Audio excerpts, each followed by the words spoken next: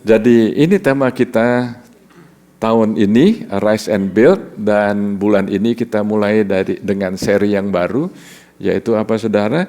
Prayer and Fasting. Prayer and Fasting. Somehow my clicker doesn't work. If you can help me, thank you very much. Oke. Apa yang saya sampaikan hari ini, topiknya adalah kenapa sih Tuhan tidak menjawab doa saya? Saya percaya Anda semua pernah mengalami waktu Anda berdoa, rasanya kok nggak dijawab ya. Saya rasa semua saudara pernah ngalamin seperti ini. Betul saudara? Dan Anda bertanya, jadi saya sampaikan topik hari ini sesuai dengan pertanyaan Anda. Karena saya juga pernah mengalami, bukan hanya 1 kali, 2 kali, tapi waktu saya berdoa kok rasanya Tuhan nggak kabulkan doa saya. Waktu saya berdoa kok rasanya doa saya nggak didengar. Mengapa Tuhan tidak menjawab doa saya? Nah, hari ini saya ingin menyampaikan satu fondasi supaya kita bisa tahu kira-kira apa yang menghalangi sehingga doa kita nggak dijawab. Siapa yang mau waktu Anda berdoa dijawab Tuhan? Saya mau, saudara. Dan untuk itu kita akan mulai melihat dari buku Lukas. Kita akan melihat dari buku Lukas pasal yang pertama, ayat yang ke-5 sampai ayat yang ke-7. Pada zaman Herodes Raja Yudea ada seorang imam. Sini saya garis bawahi dan cetak tebal, Herodes, ya, raja. Ada raja dari Yudea. Dan ada juga seorang imam yang bernama Zakaria dari rombongan Abia, istrinya juga berasal dari keturunan Harun, namanya Elisabet. Keduanya itu siapa saudaranya? Kedua itu siapa saudara? Zakaria dan Elisabet adalah benar di hadapan Allah. Dan hidup menurut segala perintah dan ketetapan Tuhan dengan tidak bercacat. Wow, katakan wow. Oke, luar biasa. Tetapi, baru kita wow, ayat yang ke-7, tetapi mereka tidak mempunyai anak. Sebab Elisabet mandul dan keduanya telah lanjut umurnya.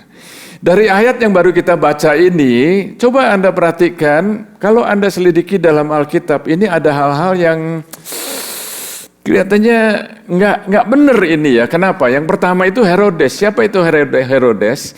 Herodes adalah keturunan Esau dan kemudian suku yang lahir dari situ namanya Edom.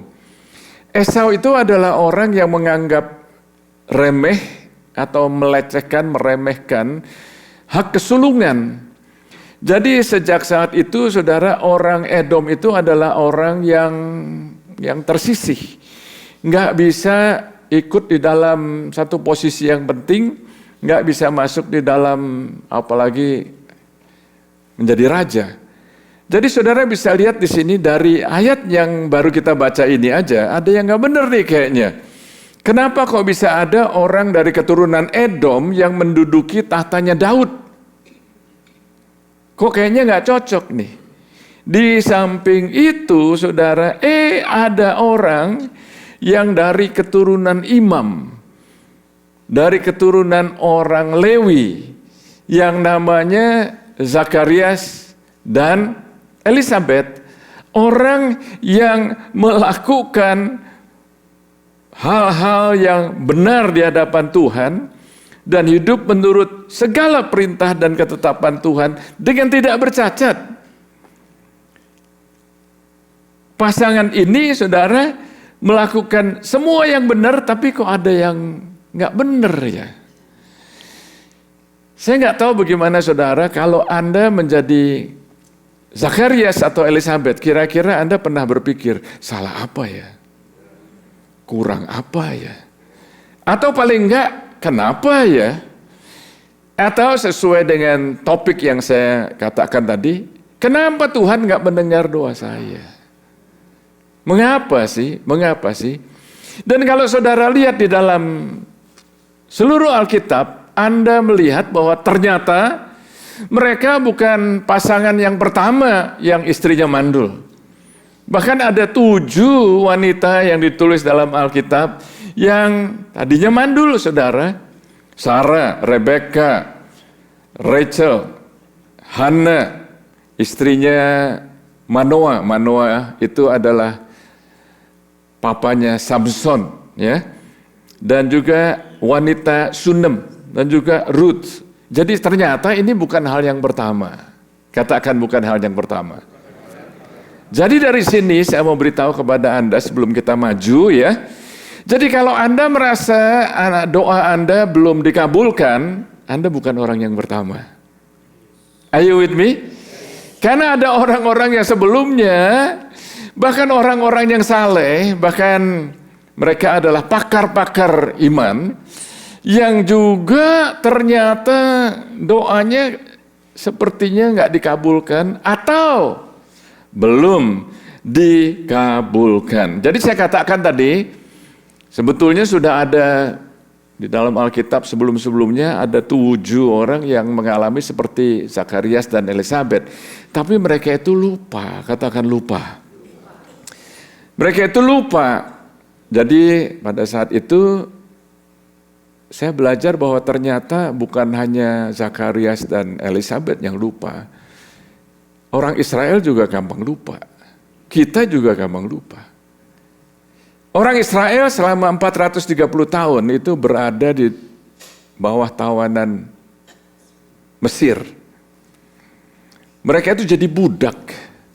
Tapi dengan kuat kuasa Tuhan, dan di dalam Alkitab dituliskan dengan tangan Tuhan yang perkasa dan dengan tangan kanannya yang teracung, dia membebaskan orang Israel, dan ada 10 tulah yang ada di tanah Mesir. Dan 10 tulah itu sebetulnya menggambarkan penghakiman atas ilah-ilah orang Mesir. Karena kalau Anda pelajari di dalam Alkitab, 10 tulah itu adalah ilah-ilah yang disembah oleh orang Mesir, dan Tuhan runtuhkan semuanya itu, yang membuktikan bahwa aku ini loh Tuhan, bukan ilah-ilah kamu.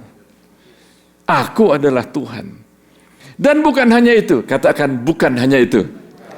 Bukan hanya itu, mereka itu dibebaskan dari Mesir. Mereka waktu keluar dari Mesir, mereka itu menjarah orang Mesir. Sehingga mereka keluar dengan pakaian yang indah-indah. Pakaian yang maha indah. Kalau sekarang kira-kira mungkin designer's clothes. Dan bukan hanya itu, saudara. Mereka itu keluar, nggak jadi budak lagi. Mereka bawa emas. Mereka bawa perhiasan.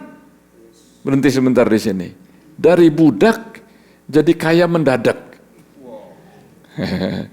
Budak mendadak. Halo? Tadinya budak. Nggak punya hak. Bisa diperjualbelikan. Mesir dalam Alkitab melambangkan dosa. Kita ini sebetulnya dibebaskan dari dosa. Dan herannya saudara, kalau baca cerita-cerita di Alkitab itu kadang-kadang saya nggak tahu saudara ya, tapi kadang-kadang saya tuh suka gregetan. Kenapa mereka itu begitu ya? Kenapa kok begitu ya? Kenapa baru setelah mereka itu keluar, wah luar biasa senangnya bukan main, banyak sekali emas, pakaian yang indah-indah. 3 hari kemudian mereka itu mulai menggerutu karena lapar, karena haus. Dengan kata lain 3 hari kemudian. 3 hari itu lama apa enggak sih? Sebenarnya ya enggak. Tapi lupa. Lupa bahwa ini baru bebas nih. Enggak jadi budak lagi. Lupa. Jadi ternyata bukan hanya mereka, tapi kadang-kadang kita juga punya short memory. Gampang lupa. Yang saya ingin sampaikan ialah Kalau Anda baca dalam Alkitab dan kadang-kadang Anda tuh bisa gregetan, bisa gemes, kenapa kok bisa begitu ya? Itu ternyata cerita-cerita yang dituliskan di Alkitab itu bukan hanya inspirasi buat kita, tapi supaya kita ini mengalami transformasi, karena yang gregetan itu sebetulnya seringkali Tuhan. Karena kita bukan orang Israel zaman dulu, kita juga sering lupa. Khususnya kalau lagi ngalamin tantangan. Dalam cerita itu, saudara, mereka itu bukan tantangan yang berat-berat amat sih. Lagi lapar, lagi haus. Mereka komplain, mereka ngedumel, mereka bersungut-sungut, mereka ngomong sama Musa, mendingan kita nggak di sini. Di Mesir ada banyak makanan yang enak-enak. Ada garlic, ada apa, aduh, macam-macam. Coba Anda baca di situ ya. Oh, padahal sebetulnya nggak ada itu budak, nggak ada yang begitu, saudara. Jadi mereka itu mengada-ada. Are you with me? Bagaimana dengan kita sekarang? Bukankah seringkali, kalau dibilang seringkali mungkin enggak kok, saya enggak. Kalau Anda bilang enggak kok, jangan-jangan itu justru iya. Seringkali kita itu gampang lupa, khususnya kalau lagi ngalamin tantangan. Tantangan apa yang Anda alami, lupa tuh bahwa 3 hari yang lalu baru dapat jawaban doa. Lupa bahwa tahun lalu sebetulnya udah dapat kerjaan. Lupa tuh bahwa berapa waktu yang lalu sudah dapat status. Lupa semuanya yang tadinya nggak mungkin jadi mungkin. Lupa karena sekarang ini lagi ngalamin tantangan. Nah, jadi saudara, saya melihat bahwa ternyata bicara mengenai doa dan puasa ini, kita perlu tahu bahwa waktu kita berdoa dan berpuasa, kita tahu bahwa waktu kita atau bila kita mengalami peperangan rohani, waktu kita mengalami temptation atau pencobaan, waktu kita doanya belum dijawab, saudara, kita tahu bahwa ternyata Tuhan itu, sebetulnya Tuhan itu baik. Halo? Nah, pertanyaannya kan begini, kalau kita ini lagi butuh ya, sekarang kita bisa ngomong God is good all the time God is good. Betul nggak? Coba praktek sebentar. God is good all the time. Tapi lagi berdoa nggak dijawab.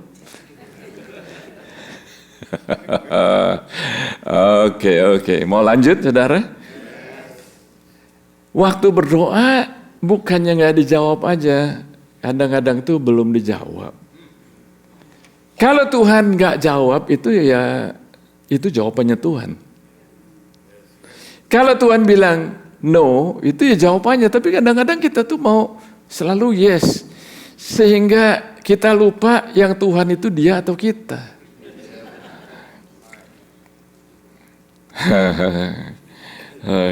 Oke.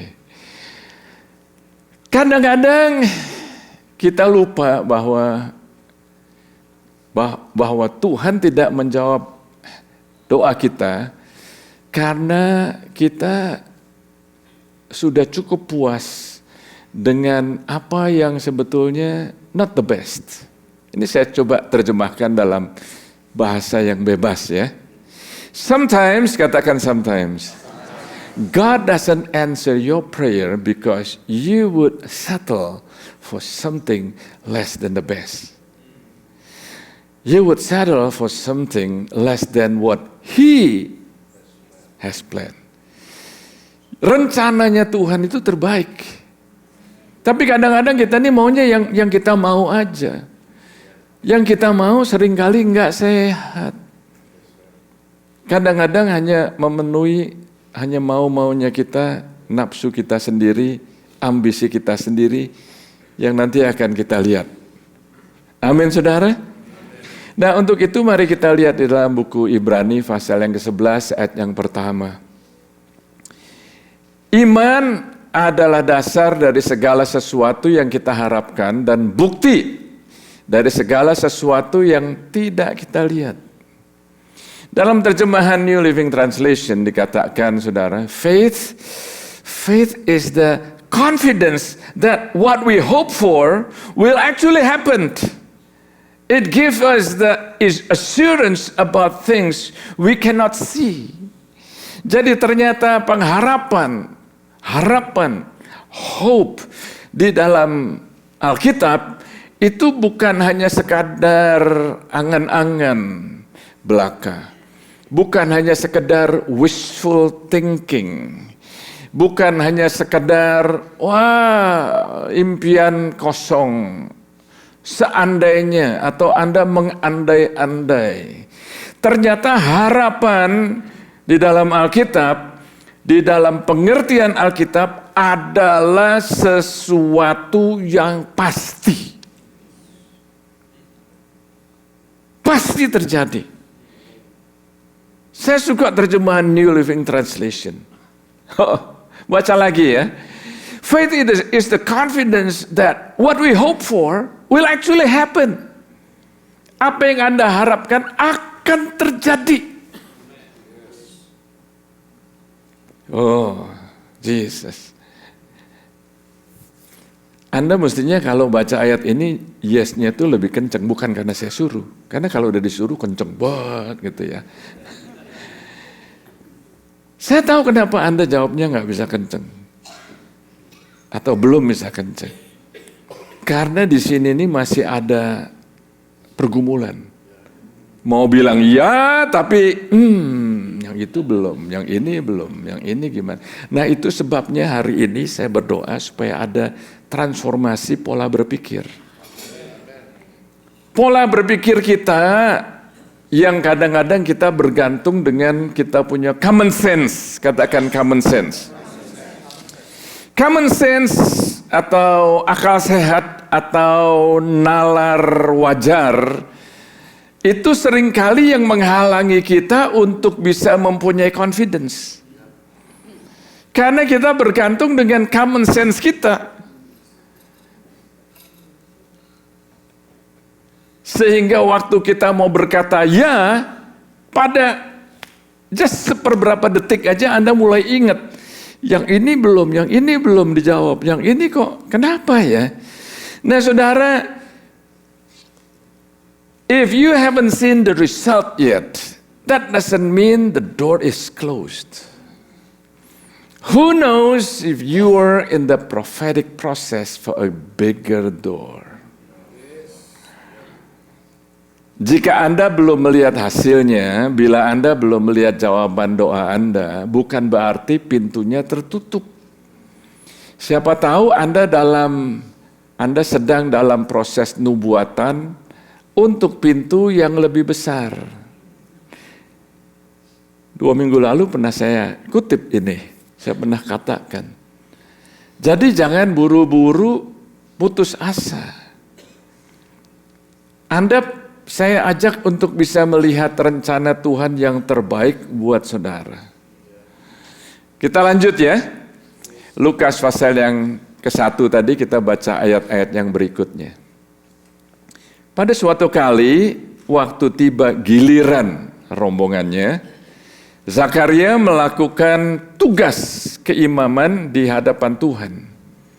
Sebab ketika diundi sebagaimana lazimnya untuk menentukan imam yang bertugas, dialah yang ditunjuk untuk masuk ke dalam bait suci dan membakar ukupan di situ.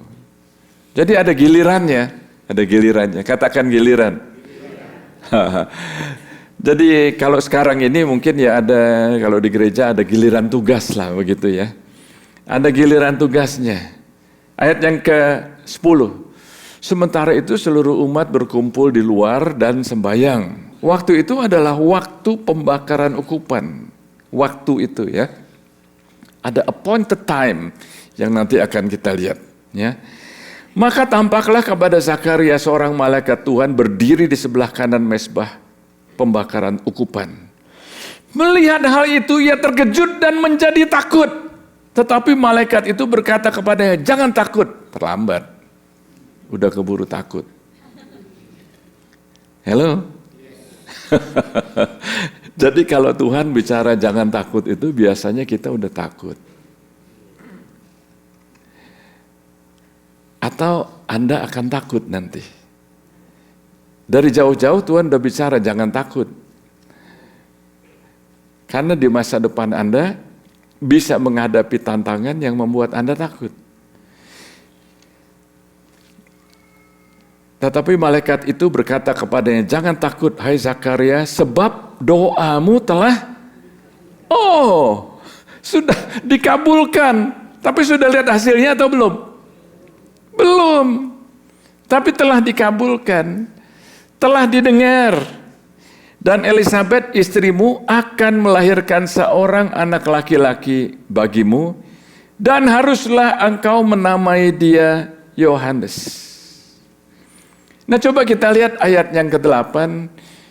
Waktu tiba giliran rombongan, waktu ada tugasnya, saya melihat di sini kadang-kadang Anda yang bertugas atau yang melayani dengan setia, itu karena rutin aja, tapi nggak mengalami perjumpaan dengan Tuhan. Nggak mengalami pembaharuan pikiran. Tugas sih, karena gilirannya.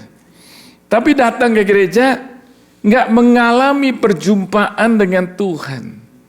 Sangat mudah bagi Anda untuk datang ke gereja, masuk dari pintu di depan sini, masuk, ikut kebaktian, pulang, nggak mengalami perjumpaan Tuhan. Saya berdoa hari ini Anda mulai mengizinkan Roh Kudus bicara kepada Anda sehingga Anda mengalami perjumpaan dengan Tuhan. Maksudnya gimana? Maksudnya itu Anda mengalami hadirat Tuhan. Maksudnya gimana? Waktu Anda mendapat firman Tuhan, firman itu menjadi hidup dalam diri saudara. Bukan hanya sekedar giliran, bukan hanya sekedar tugas. Saya belajar bahwa ada kalanya ada orang-orang yang di dalam kebaktian ya. Orang yang di sebelah saudara mengalami perjumpaan dengan Tuhan, tapi Anda enggak. Orang yang di sebelah saudara bisa bersekutu dengan Tuhan, bisa intim gitu ya, tapi Anda enggak. Orang di sebelah Anda bisa mengalami malaikat Tuhan, mungkin dapat penglihatan, tapi Anda kok kayaknya nggak dapat apa-apa ya. Saya percaya bahwa hari ini adalah waktu yang baik untuk semua Anda mengalami alignment dari Tuhan. Sehingga nggak hanya sekedar hari Minggu, bukan hanya sekedar datang, bukan hanya sekedar melayani, tapi Anda mengalami perjumpaan dengan Tuhan. Gampang sekali orang tidak mengalami perjumpaan dengan Tuhan. Salah satu sebabnya karena apa, saudara? Karena common sense. Karena kayaknya nggak masuk akal nih. Gimana sih saya bisa ngalamin Tuhan? Saya mau kasih beberapa contoh, saudara. Katakan common sense.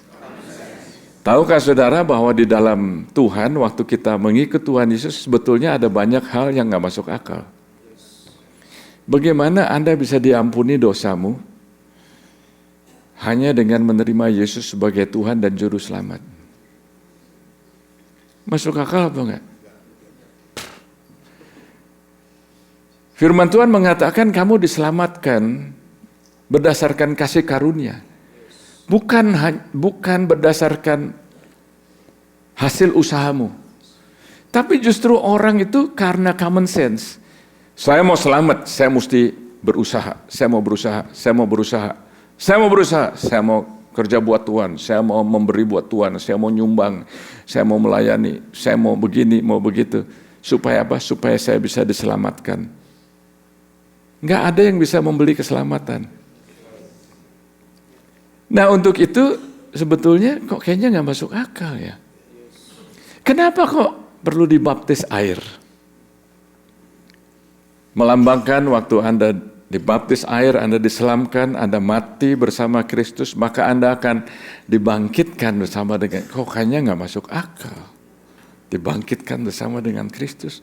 Tapi waktu Anda percaya, maka Anda akan mengalami.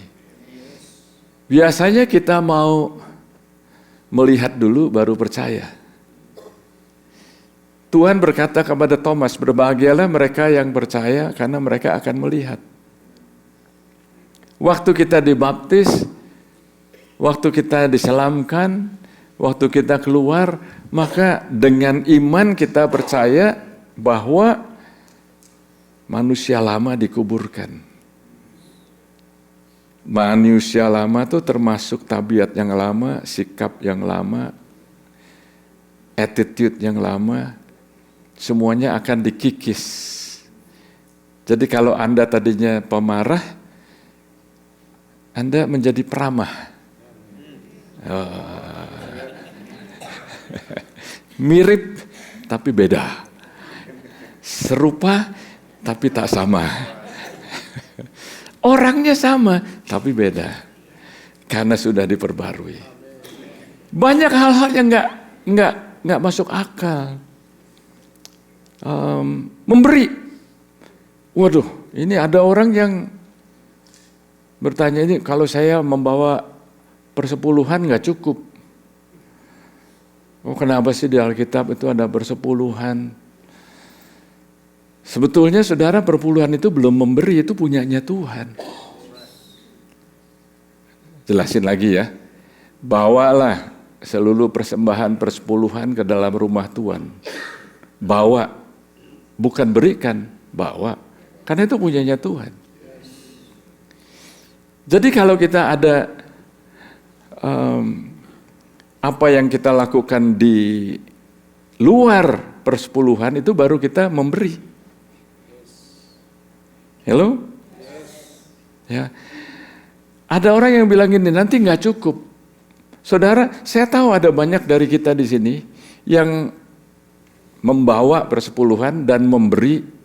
Ada yang lebih dari 20%, ada yang lebih dari 30%, ada yang lebih dari 40%. Menurut saya begini saudara, simple aja. Coba ngomong sama kanan kiri, simple. Oke, dengerin ya.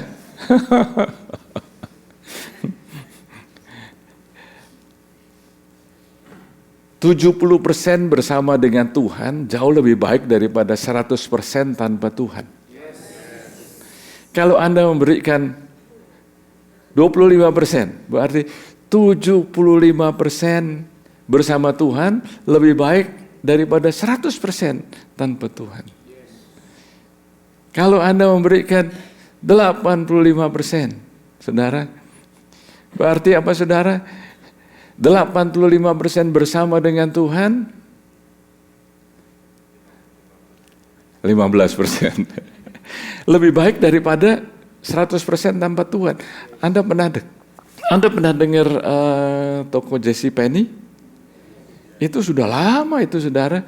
Dia memberinya itu up to 90%. Orangnya sudah lama meninggal, perusahaannya masih ada. Nggak masuk akal. Halo? Banyak hal-hal yang nggak masuk akal. Gimana Anda bisa berbahasa roh dan Anda dibangun? Alkitab mengatakan demikian. Pada saat kamu berbicara, berdoa dalam bahasa roh, kamu membangun dirimu sendiri. Ya. Lalu orang tanya, kamu ngerti nggak? Nggak ngerti. Nah, nggak ngerti. Kenapa berdoa bahasa roh? Lah di Alkitab juga dibilang nggak ada yang ngerti.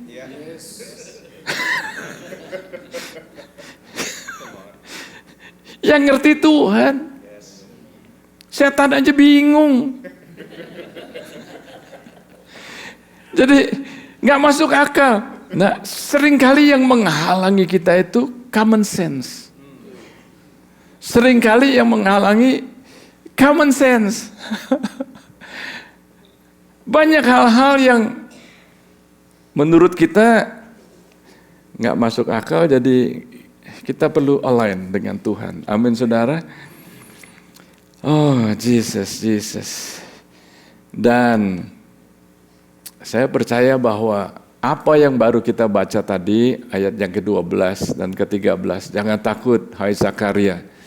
Coba ganti nama Zakaria dengan nama saudara di situ. Gimana kalau Anda bisa bayangkan malaikat Tuhan bicara, jangan takut Paul, doamu dikabulkan. Coba, jangan takut, taruh namamu. Jangan takut. Oke, sekali lagi.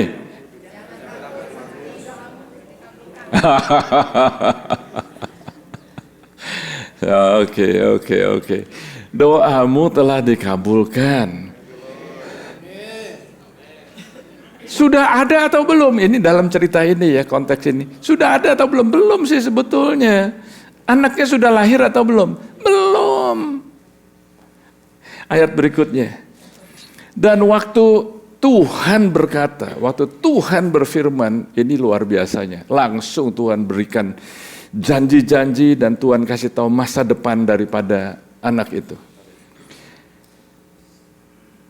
Tuhan bicara melalui malaikat Tuhan ya, bahkan bukan mengenai anak itu, tapi bahkan ke orang tuanya. Engkau akan bersuka cita dan bergembira, bahkan banyak orang akan bersuka cita atas kelahirannya itu. Sebab ia akan besar di hadapan Tuhan, dan ia tidak akan minum anggur atau minuman keras, dan ia akan penuh dengan Roh Kudus mulai dari rahim ibunya. Luar biasa sekali. Ia akan membuat banyak orang Israel berbalik kepada Tuhan Allah mereka. Dan ia akan berjalan mendahului Tuhan dalam roh dan kuasa Elia untuk membuat hati bapak-bapak berbalik kepada anak-anaknya dan hati orang-orang durhaka kepada pikiran orang-orang yang benar, dan dengan demikian menyiapkan bagi Tuhan suatu umat yang layak baginya. Ini luar biasa sekali, saudara. Kalau Anda jadi orang tua, lalu Tuhan bicara melalui malaikat Tuhan kepada Anda demikian, waduh, Anda sebetulnya akan bersemangat sekali. Ini anak saya ini jadi apa nantinya ya? Dari rahim mama sudah dipenuhi oleh Roh Kudus. Wah, luar biasa sekali. Tapi, coba katakan tapi. Tapi setelah dengan janji yang demikian ini ya, dengan janji yang demikian, tadi saya lupa tayangkan ayatnya, dengan janji yang dikatakan oleh malaikat Tuhan, ini Zakaria menjawab demikian. Lalu kata Zakaria kepada malaikat itu, bagaimana aku tahu bahwa hal ini akan terjadi? Sebab aku sudah tua dan istriku sudah lanjut umurnya. Ini adalah common sense. Nangkep nggak? Gimana mungkin? Istri saya sudah tua, saya juga sudah tua. Gimana? Karena apa? Pakai common sense. Kalau Anda pakai common sense, karunia Roh Kudus juga nggak akan bekerja. Mau doakan orang sakit, wah sakitnya udah lama. Gimana Anda bisa kalau berdasarkan common sense? Bagaimana Yesus sudah mati 3 hari, lalu kok bisa bangkit? Nggak masuk akal, saudara. Kembali dalam konteks ini, coba saya bacakan di terjemahan lain ya. Ini waktu saya baca ini kencang sekali, saudara, ini artinya ya. Di dalam The Message Translation, Zechariah said to the angel, "Do you expect me to believe this?" Kira-kira begitu, saudara. I'm an old man and my wife is an old woman. Ini kok ngomong kok sama malaikat yang baru ketemu, baru berada dalam hadirat Tuhan. Halo, katakan common sense bisa menjadi halangan kita. Hari ini, saudara, saya mau beritahu kepada Anda bahwa ternyata common sense itu cikal bakalnya, akarnya, asal usulnya itu berakar pada apa yang common, apa yang umum bagi manusia, yang umum sejak manusia jatuh ke dalam dosa, itu orang bergantung kepada common sense. Ngikutin nggak? Padahal manusia sudah jatuh ke dalam dosa dan karena itu dikuasai oleh roh-roh jahat di udara, penguasa-penguasa di udara, principalities and powers dalam buku Efesus. Jadi ternyata kalau kita bergantung dengan common sense, itu kita bisa nggak mengalami janjinya Tuhan. Oh, jadi gimana dong, Pastor? Kita mesti bodoh-bodoh aja nih kayaknya. Nggak ada common sense. Jadi mestinya gimana nih? Nanti kalau besok Anda bangun, Anda ingat khotbah saya, wah mikir begini kayaknya masuk akal, kayaknya salah ini gitu ya.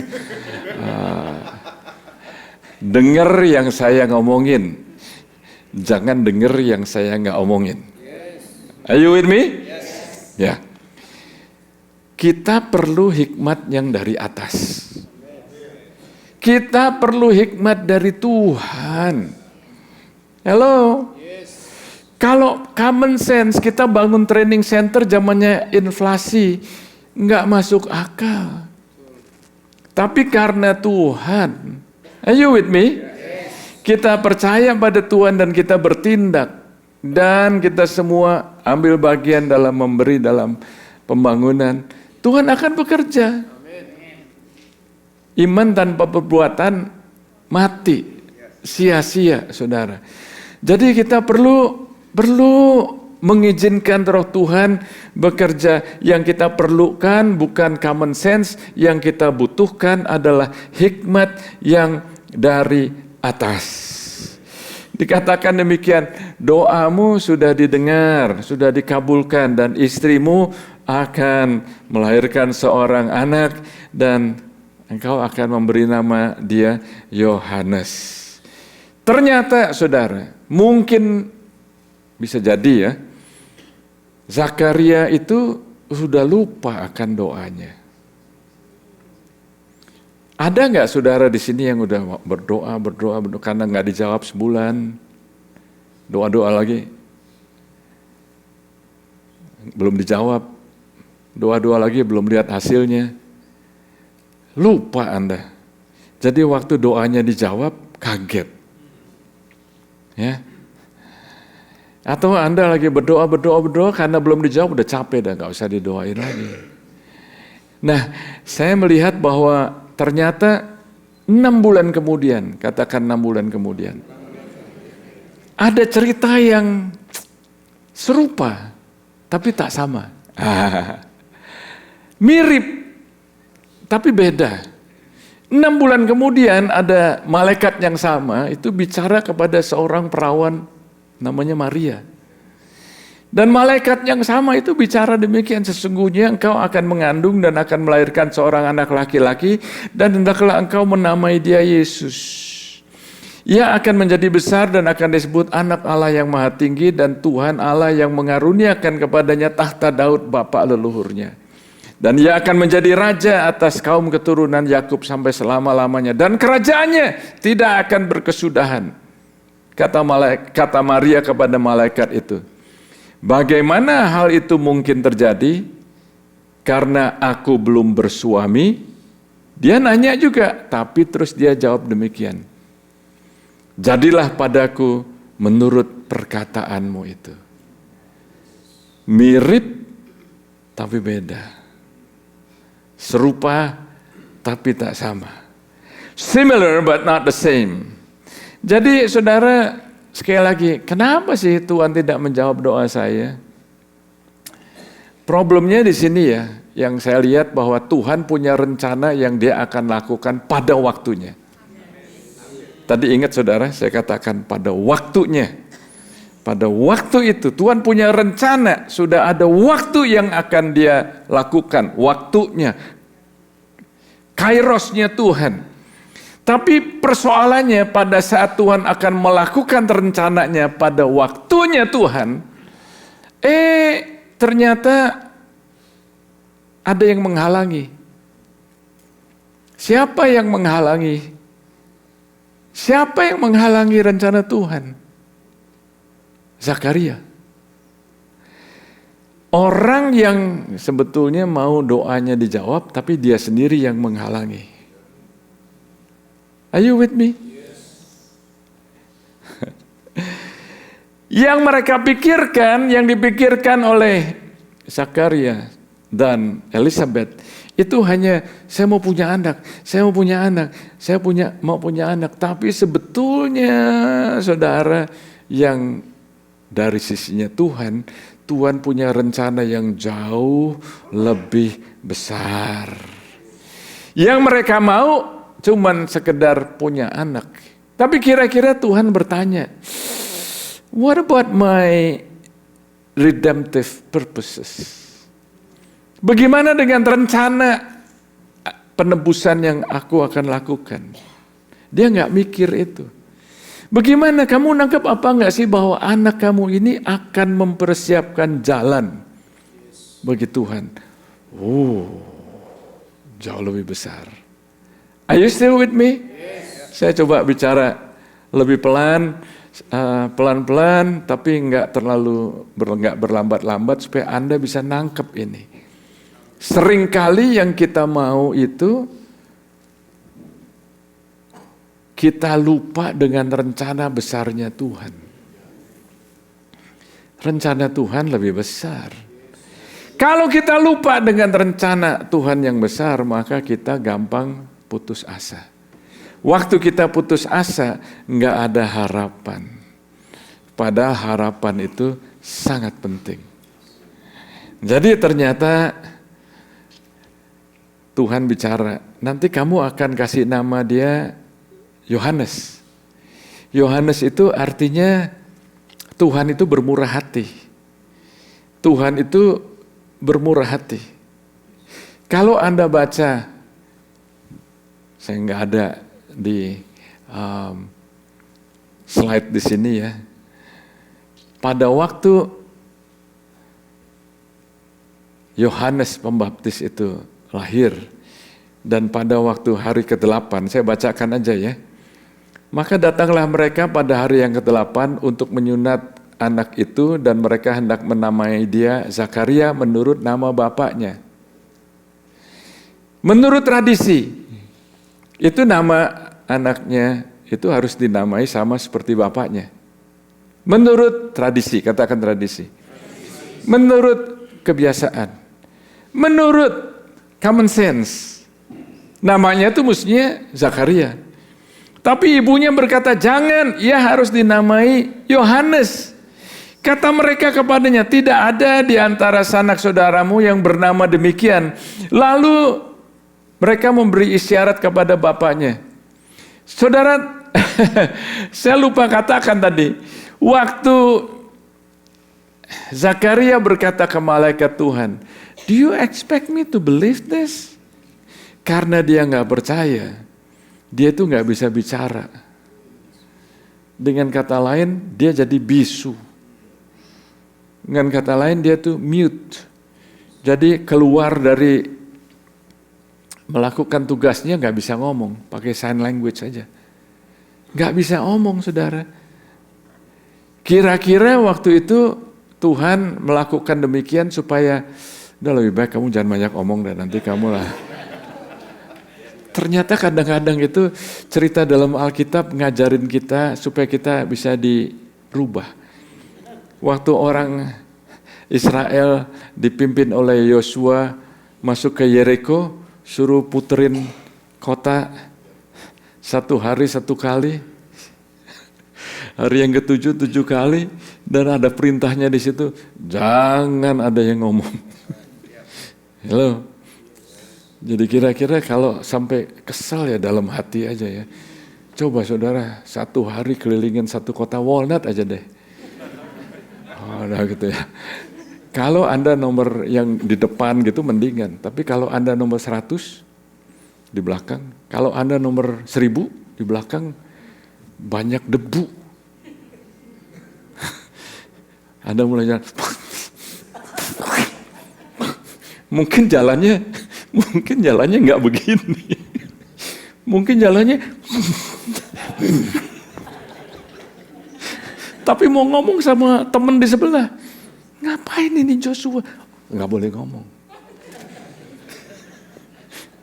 Halo. Jadi seringkali itu kita gampang ngomel di mulut ini, lupa.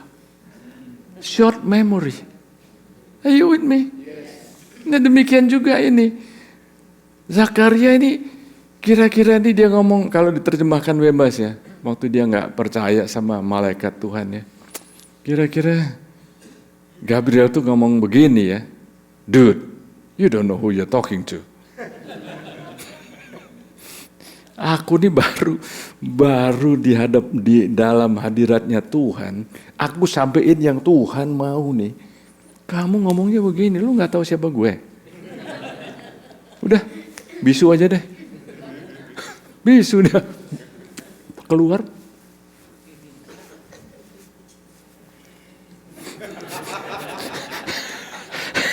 Nggak ngerti.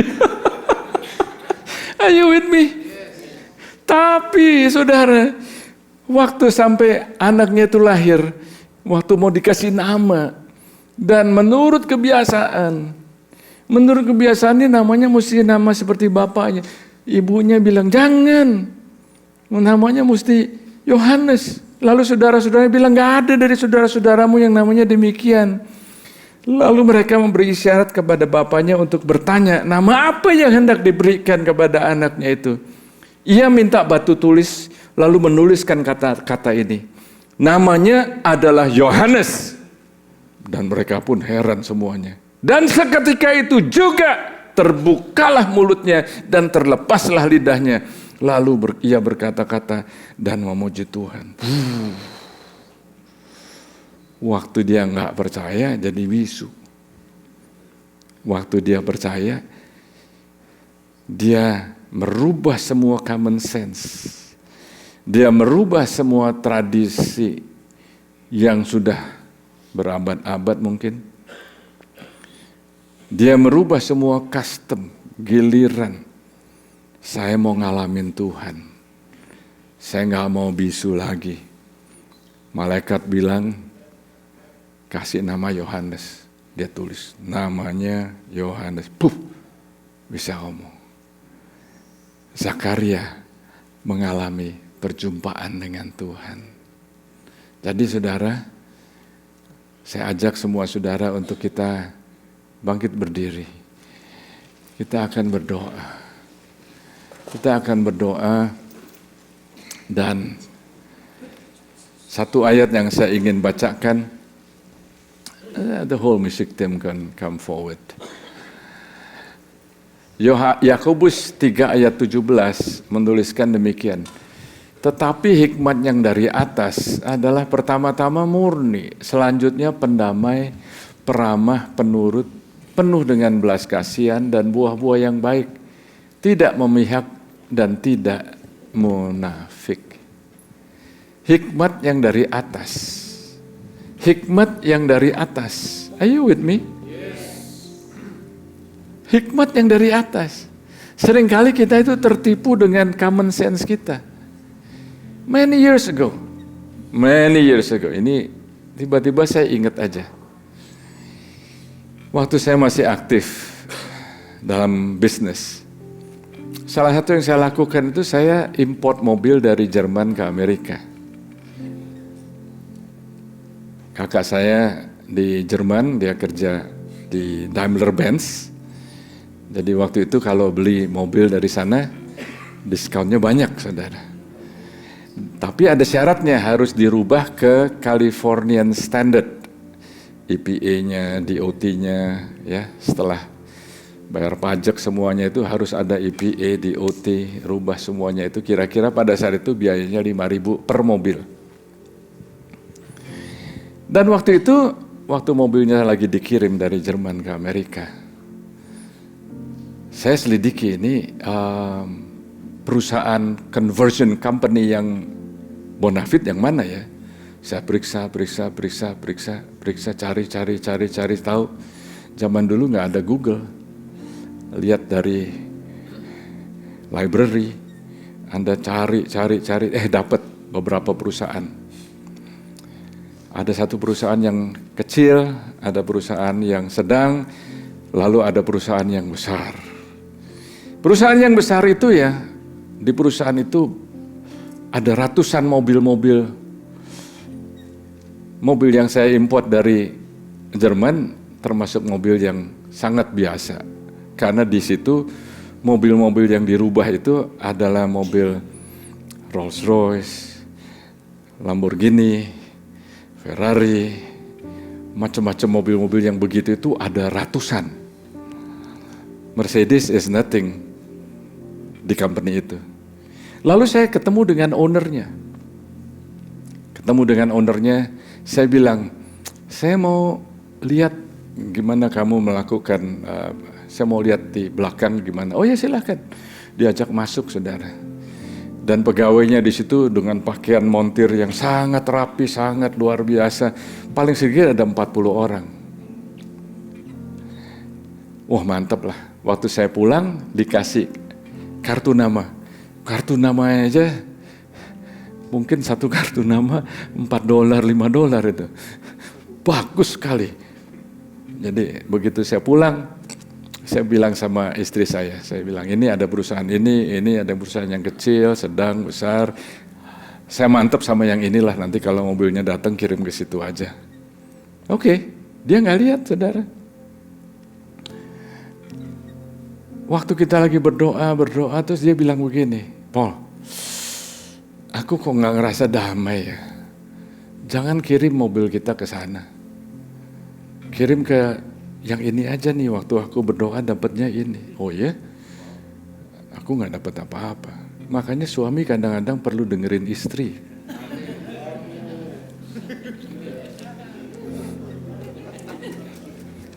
Saya pikir udah mau doa penutup kok tiba-tiba.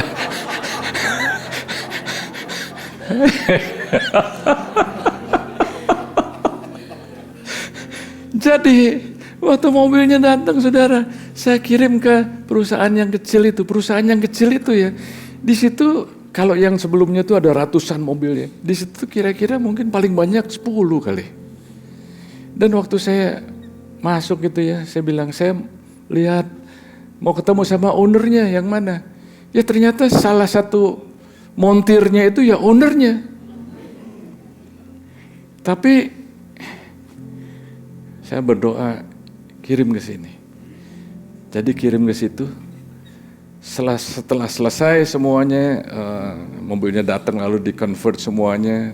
Surat-suratnya sudah selesai, pink slipnya selesai, semuanya sudah selesai. Kira-kira 2 bulan kemudian ya, mungkin 3 bulan kemudian, teman saya ya, yang punya dealer di Glendale, dia bilang begini, Paul, baca ini di LA Times front page, perusahaan yang besar yang saya mau taruh mobil saya ke sana itu ya, itu disegel. Semua mobil, ada kira-kira 40.000 mobil yang selama berapa tahun di convert sama perusahaan itu, pink slipnya dinyatakan tidak berlaku dan harus conversion ulang. Haleluya.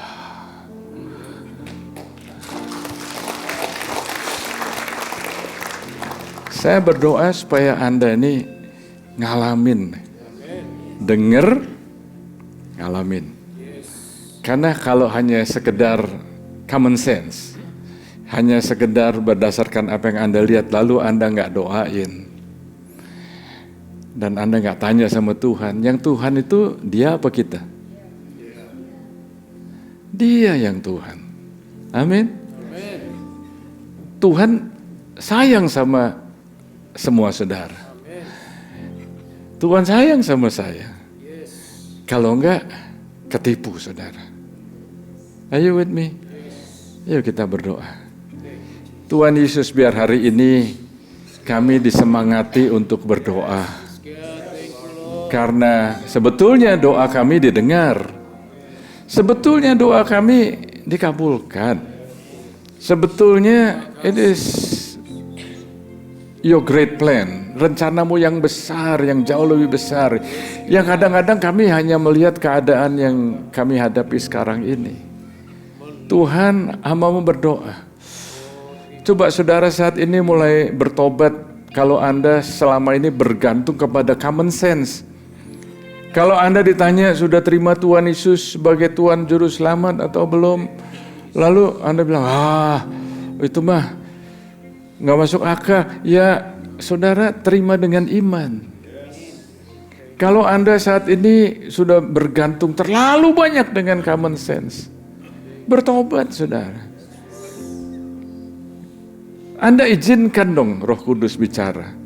Anda izinkan bahwa Tuhan kita itu adalah Tuhan yang supernatural, yang mau menyatakan dirinya kepada setiap orang yang percaya. Hari ini saudara, hari ini hampiri hadirat Tuhan. Saya mau Anda mengalami perjumpaan dengan Tuhan. Adakah Anda di sini yang datang hari ini belum menerima Yesus sebagai Tuhan dan Juru Selamat? Bisa angkat tangan sebentar, saya akan berdoa buat Anda. Saya akan berdoa bersama Anda, saya akan berdoa buat Anda. Jangan lewatkan kesempatan ini saudara. Terima kasih Tuhan Yesus. Terima kasih Tuhan Yesus. God, mari kita berdoa. Saya ajak saudara untuk ikuti kata-kata saya. Tuhan Yesus, mulai hari ini aku bertobat. Aku bertobat lagi. Karena selama ini banyak hal yang aku tidak alami. Karena aku terlalu banyak bergantung kepada common sense. Hari ini Tuhan, aku mau berharap kepada hikmat yang dari atas. Hikmat yang dari surga. Dalam nama Tuhan Yesus. Haleluya. Amin. Amin. God bless you. God bless you. Kau besar, perbuatanmu